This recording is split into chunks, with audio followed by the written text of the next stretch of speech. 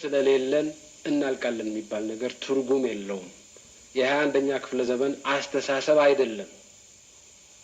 የወደብ አገልግሎት እንደ ነዳጅ፣ እንደ ባንክ አገልግሎት፣ እንደ መኪና በገበያ የሚሸጥና የሚገዛ አገልግሎትና ሸቀጥ ነው። ተራራና ወንዝ መቁጠር አይደለም። ባህር የሚገባበት መሬት አለን የለንም አይደለም። አሰብ ወደብ ከሞላ ጎደል ባለፈው ጊዜ እንደተገለጸው የግመሎች ውሃ መጠጫ ቦታ ነው። My second question about the port of Assab.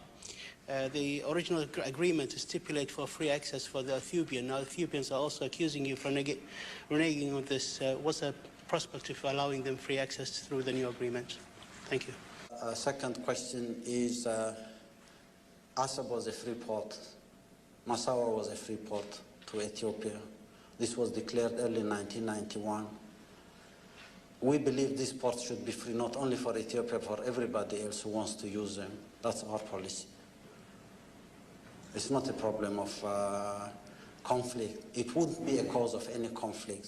Any sensible person who believes that there is a country landlocked and one has gotten access to the sea, why shouldn't the complementarity of the interests of both countries demand or dictate the free use of these ports?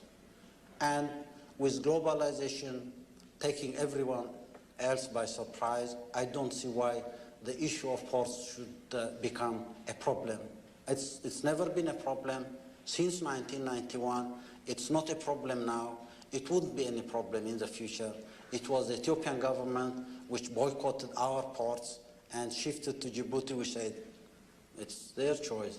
They boycotted our airports and cut any ties between the two countries. It was not our choice, but it was dictated upon us and we had to accept it.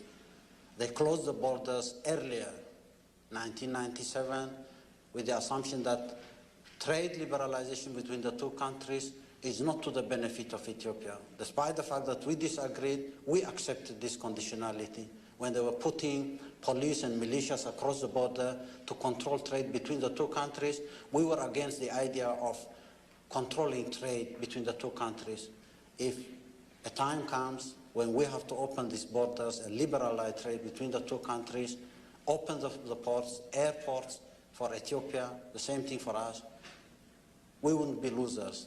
Neither would the Ethiopian people be losers in this circumstance. And we know what we are doing, we know where we are going, and we would be sensible enough to say that these ports don't have any meaning as far as Eritrea allowing Ethiopia is concerned. It would serve the long-term purpose of economic integration in the area. It would bring the two peoples together and closer.